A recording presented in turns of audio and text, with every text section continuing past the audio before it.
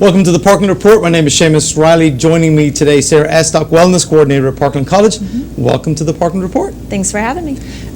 Tell me, how long have you been at Parkland and where were you before you came here? Well, I actually started in August, so I've been here approximately 6 months.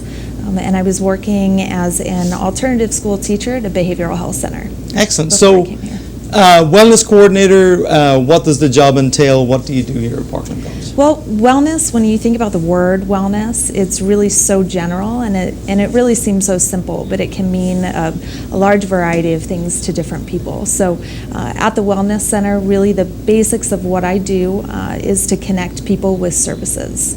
So are you working with students and faculty and staff or all together? Yeah? Correct, all together.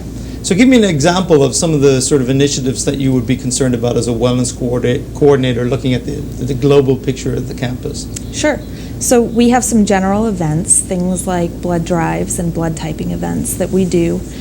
We also do things like the flu shot clinics that we hold in the Wellness Center.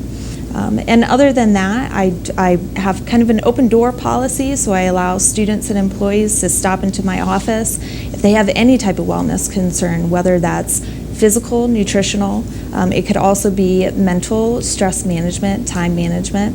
And I allow them to sit and talk with me, and we kind of make a game plan to address any of the concerns that they might have.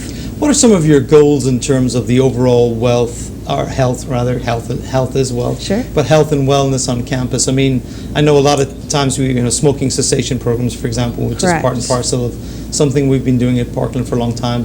What about exercise programs or getting people more involved in activities? Sure.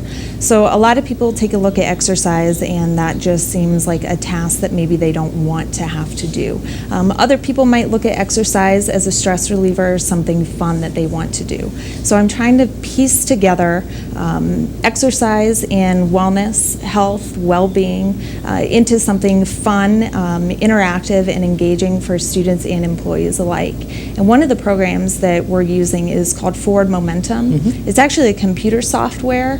We did a small test group right up front just last month just to work the bugs out of the system, but we are welcoming with open arms for students and employees to go ahead and register for the software. You would go to parkland.2act, and that's just the number 2, act.co, and you have to use your Parkland email address to register as a user. Currently, we only have 3 different wellness challenges that are in the program, but it's completely customizable to our campus. So if you have an interest, something that you would like to see as a wellness challenge put into the program, you can just email me or call me and I can add that in. So give me an example of some of the things that you've already been thinking about Sure. or people have suggested. So one of the programs that we have, it's called Go Ahead Get Well, and every day of the week there is a different wellness topic of a goal to achieve. So for example, every Monday is Meatless on Monday. So you're supposed to track your meatless meals, and it's just a way for people to kind of incorporate vegetables and different nutritious food groups into their diet instead of being so meat heavy. The next day on Tuesday is Get Organized Tuesday. So what you do is you log or track, and you can do it by picture, or you can just put a text input into the software program of an area that maybe you have organized. So it could be your office, it could be a room at home, it could even be your car. So that really kind of plays a big part on our stress levels, our environmental surroundings. And if it's organized and clean, you'll be able to focus better for the day. Wednesdays are Walk on Wednesday, so you track your walking time. Thursdays, it's about lifting, so weightlifting, so you can track and log your weightlifting through pictures or text. And Friday has been a lot of fun so far. We have a recess on Fridays in the Student Life Department. It goes from 2 to 3 p.m. We basically just have different activities available for people to stop by and just kind of do a stress relieving activity that's also active. So we do Zumba. We also have other games available as well. Do you connect then people here with some of our other, like say, health professional programs or a massage therapy program? Is that a way for us to incorporate some of our student activities and student programs Yes, together then? it absolutely is. That's actually a goal for this semester, is to connect a little bit better with the health professions as far as any activities that they have going on with the Wellness Center. So with massage therapy, you know, that's something that we've reached out to the massage therapy program, and we're going to be kind of filtering people into those volunteer hours if they need massages, and some of the other health professions as well, like respiratory therapy group has been so wonderful with helping with smoking cessation programs as well. What about other activities like the arts or music groups or performance or singing? Are those some other things? I mean, you talk about health, and when people think about health, mostly they think about physical health and Correct. physical strength, but really part of what you're focusing on is really on our mental health and stress reduction, which is really a mental and a psychological thing as much as a physical thing. Absolutely. So Parkland offers some really, really wonderful classes that kind of go along the lines of recreational therapy. Really, I mean, anything with music. I know we have a wonderful ceramics class here as well in the evenings that we have people that go to. And with stress management, sometimes the misconception is that you have to wait until you're feeling that stress to be able to manage it. And we're trying to take more of a preventative standpoint on that. So get those activities in your life and make it a consistent thing, and that way you're able to deal with the stress before it really becomes a problem.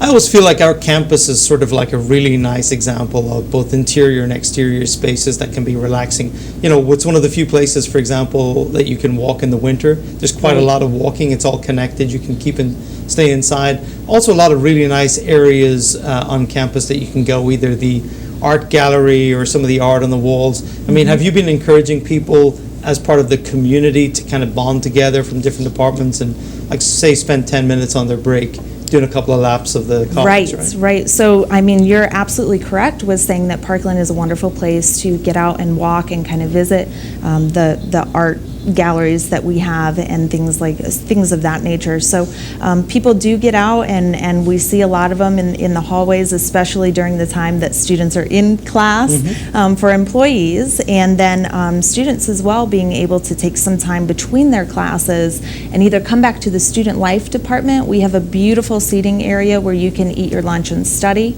or even going to the art galleries or walking the hallways just to reduce your stress.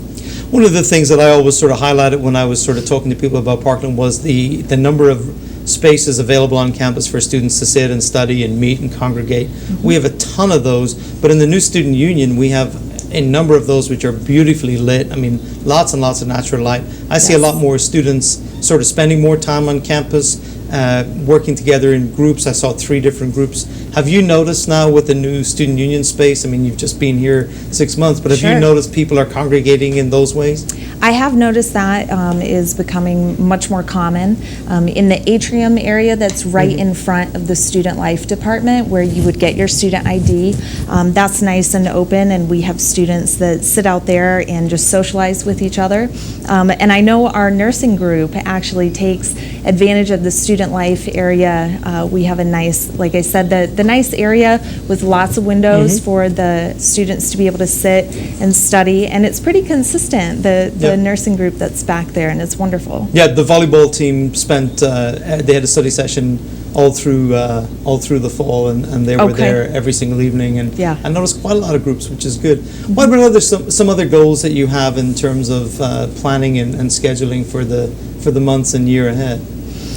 As far as goals are concerned with just general programming, I'm trying to get more things in about health awareness.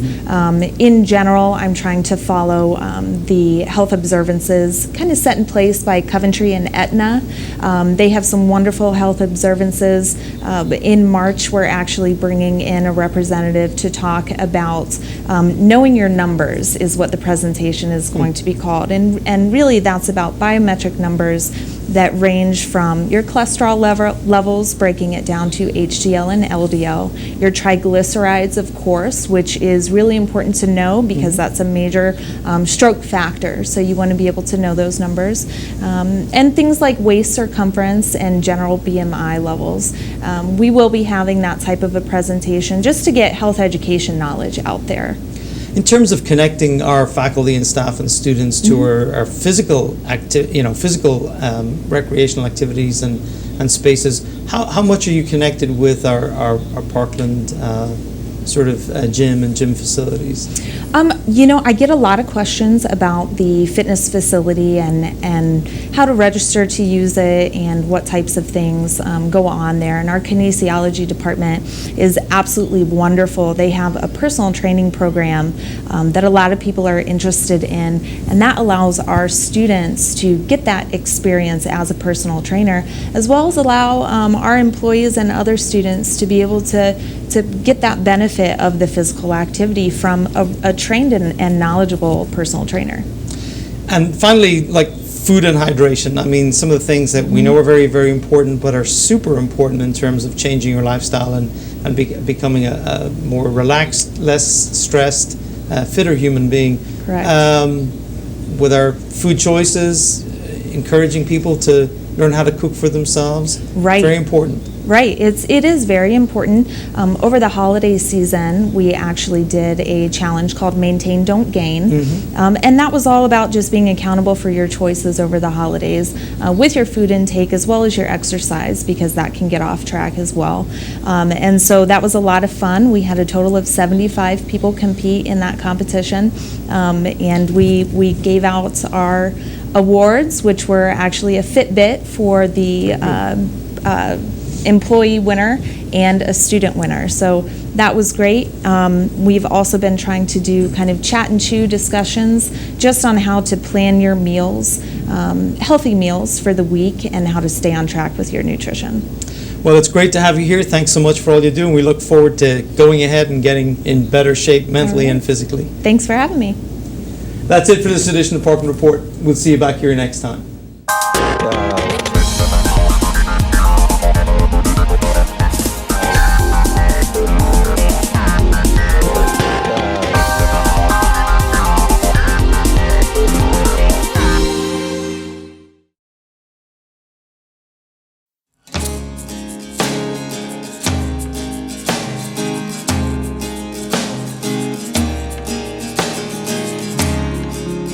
Perimeter Road Sound Recordings is an on-campus, student-staffed record label here at Parkland College. The ultimate goal and really the primary idea was give students an opportunity to get some music business experience outside of what they might get in their coursework. Here at Perimeter Road, I'm not just the lead engineer or just the events planner.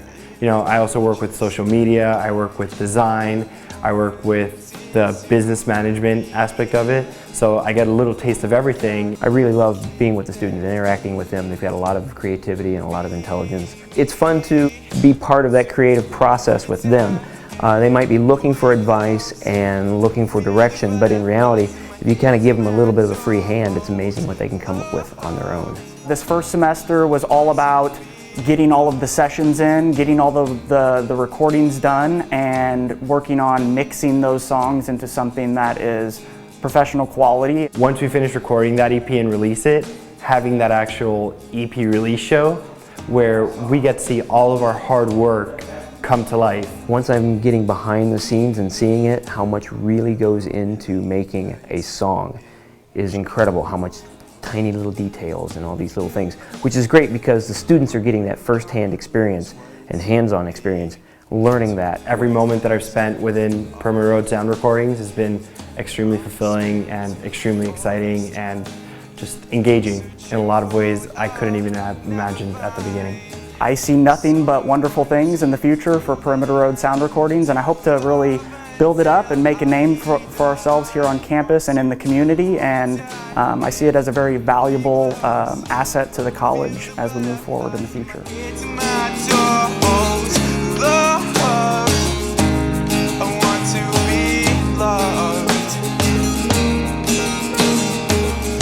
Feelings pressed up against mine.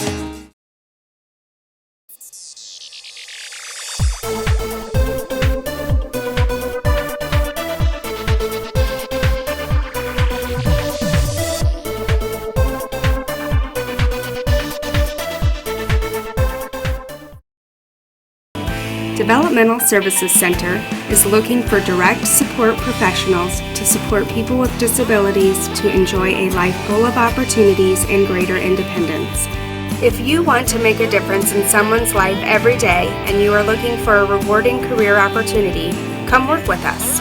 Come work with us. Come work with us. For more information about these rewarding opportunities, please visit our website or give us a call. Come work with us.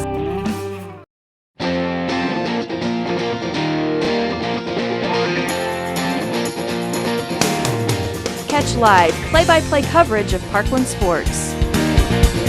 Live the action live.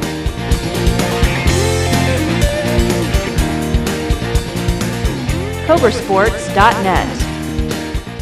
Hi, I'm Dell. I'm a student and I volunteer at the Wesley Food Pantry here at Parkland, and I am going to show you a recipe for chicken confetti. This is a recipe that will feed 8 people and costs $6.32 to make. We start with the rice, which I've already prepared, but the best way and easiest way to do it is to take 2 cups of rice with 2.5 cups of water and a tablespoon of oil of any kind, and put it in a pan that's oven safe and put it in your oven for 30 minutes. And while you're doing that, then you can start with the topping for the rice, which is a can of tomatoes with chilies and a can of tomatoes with onions, or it could be anything really, just tomatoes. And oopsie, we're going to spray the pan and then pour in the tomatoes.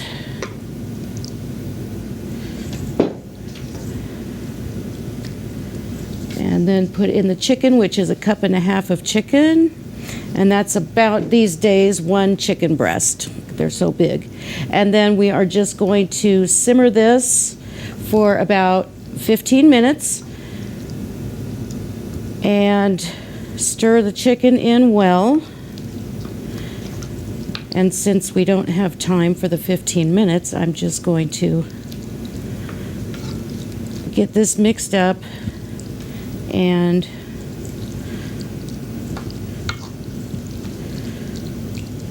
okay.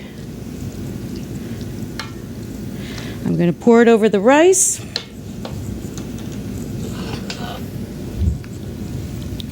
And this recipe uses everything that we have at the pantry. If you were to go out and purchase these items at the grocery store, you would be paying about $2.49 for chicken. The cans of tomatoes were about 79 cents a piece, and 2 cups of rice will be about 78 cents. So this is your finished product. It's really tasty, feeds 8 people, and everybody will be satisfied.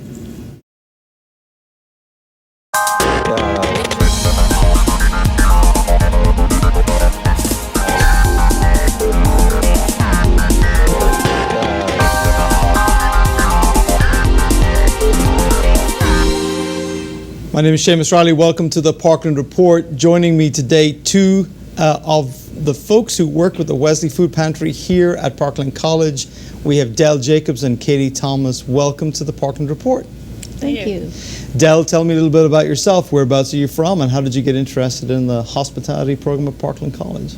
Well, I grew up in Champaign, and then I left the community for 25 years. I worked as a travel agent, and now there are no more travel agents. Yeah. So I came back to school and entered the hospitality program, and now I'm going on to sustainability. So was hospitality or working in the food industry anything you were ever interested in before? Or? Well, hospitality encompasses hotels, and as a travel agent, I was booking hotels, and I thought I might open a hotel, and that didn't come to pass, but that's how I came to Parkland with that in mind. And then it turned out that if you took an extra 8 classes, you could get 3 degrees, and those 8 classes were in cooking, and I found, oh, I really like cooking. So I sort of changed my view. Very good. Katie, you are the director of the Wesley Food Pantry here at Parkland College. Can you tell me a little bit about the history of the food pantry? Sure. Well, the Wesley Evening Food Pantry started in November 2006. So this is actually our 10th year anniversary. But in December 2013, we started the Wesley Food Pantry at Parkland College, and it started off as a student-only pantry. With the help of Dean Turner, we opened the pantry at the S building on campus. And the idea was to just really tackle the problem of food insecurity among college students, just knowing that there's a really great need for a food pantry on the campus, right? And then in November of 2014, we opened up the pantry to the public and actually expanded our hours. We were open 1 day a month, and now we're open 6 times a month. And the idea behind that was just to really make the pantry more accessible to the students and to the public as well, because one of the things we've found that a lot of the pantry clients are actually family members, friends, neighbors of Parkland students here. So tell me a little bit about what the concept of the food pantry is, where did it originate, where do you get your food supply from? Oh, okay. Well, we buy the majority of our food from the Eastern Illinois Food Bank, and they're the agency that provides food really to the majority of the food pantries in the community and in East Central Illinois, actually. We do receive donations from a variety of groups and organizations that may have like a food drive, or maybe a farm that has, you know, too many apples. They'll call us and ask if we want apples. But the majority of food is from Eastern Illinois Food Bank. You mentioned food insecurity, so can you define what that is? Yes, food insecurity is when someone doesn't know where their next meal may come from. It doesn't mean that they're hungry all of the time or don't have any food, but that knowing where their next meal is going to come from is an issue that is an ongoing issue for them. And so in Champaign County, the food insecurity rate is about 17%. And the childhood food insecurity rate is about 20%. Champaign County actually has one of the highest food insecurity rates in the state, unfortunately. And so there really is a big need for food pantries in the community. Del, can you tell me why it was that you got interested in working at the food pantry? Yes, in the hospitality program, we do catering, and I noticed that at the end of our events, we were just throwing the food away. And one day I was driving to the parking lot and saw the pantry sign, and I thought, hey, maybe we can divert some of that food, instead of putting it in the trash, donate it to the pantry. And so I started volunteering so that I could find out what the pantry was all about. And then I've been working now with Jeff and Paula to donate food to the pantry. Anything we have left over from, they cook at least twice a week, sometimes 3 times a week. So, you know, this is a national issue. I mean, just as recently as yesterday, they're talking about what huge percentage of food that comes home from the supermarket and eventually rots because people don't use it, mostly because we buy food in such large quantities in this country. Like, for example, you know, where I come from, you wouldn't buy 10 pounds of meat. You would buy meat for the meal for the day, and you would build a meal around it. So when you're thinking about sustainability and you're thinking about using food, how do you begin to teach people about how to use food that they get? Well, this semester I've been working on testing recipes using food pantry items, and we give out recipes. They're located around with every item of food, rather, and then they can always ask questions. So a lot of times people will pick up food, for example, in food pantry, and there may be foods they're not used to, or there may be canned food or frozen food that they haven't used before. So there's quite a lot of teaching that needs to go on in order for people to be able to adequately use the food they get, right? Right. Actually, the U of I Extension has a program where they go around to pantries and do classes for the pantry clients. Did you learn something yourself about sort of how you use food in terms of your own use of food when you were seeing what was in the pantry? Well, I'm single and I don't really cook, so so no. But I do. I mean, I work in the food business, and so I'm willing to eat leftovers. That's one problem. Lots of people don't like leftovers. And And then that actually goes into the issue of waste, of just knowing how to ration your food, eating leftovers, things like that also helps reduce waste. And I'm trying to buy just 1 cucumber instead of 3 for the week, because I notice I'm buying 3, but 2 are going to waste. So maybe I should buy 1.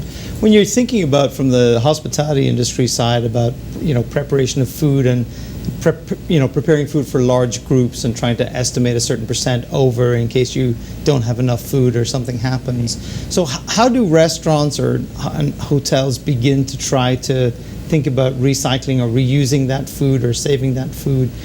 Well, there's a program called the Food Recovery Network, and they are working with colleges all over the country, and Parkland is a member of that.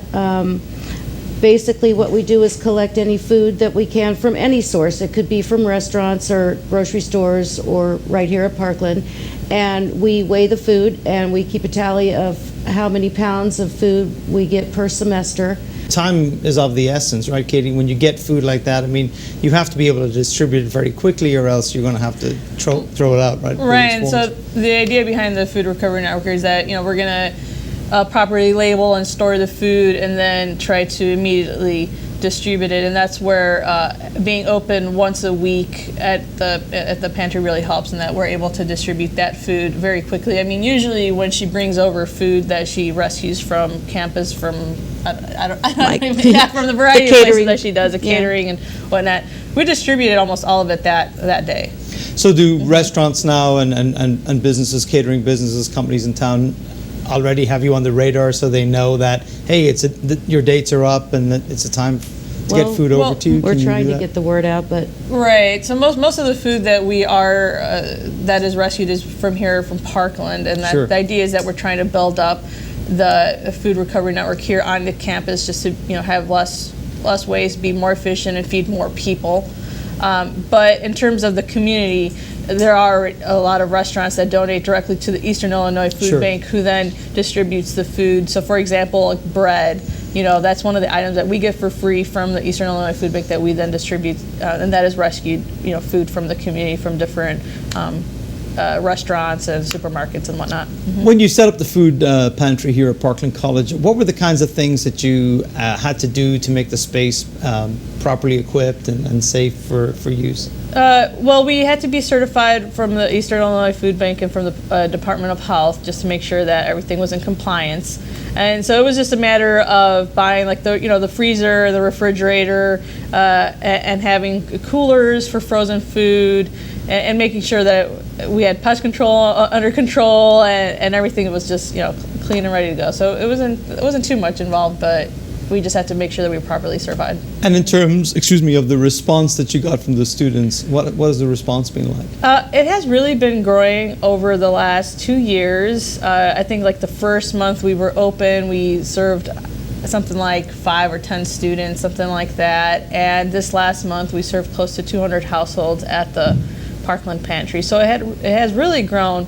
But one of the things we're trying to focus on this year is just spreading the word among the students that this is a resource available to them, that a lot of students don't know that they would qualify for food, but they do qualify to use the pantry. So we do require an ID, and that's just to capture your name, and you do need to register, so you provide your name, address, and how many people are in your household, and you are certifying that you make below a certain amount of money a month, and that is, I believe it's 185% of the poverty line. Sure. So, majority of the students who are working, part time, you're going to qualify. You're not working full time. A single person needs to make less than $1,800 a month. Sure. Right. Well, I want to thank both of you for being here. I want to wish you all the best with the Wesley Food Pantry here at Parkland College, and the Wesley Food Pantry and the Eastern Illinois Food Bank in general. You do great work, and thank you very much for being here. All right, thank you. That's it for this edition of Parkland Report. We'll see you back here next time.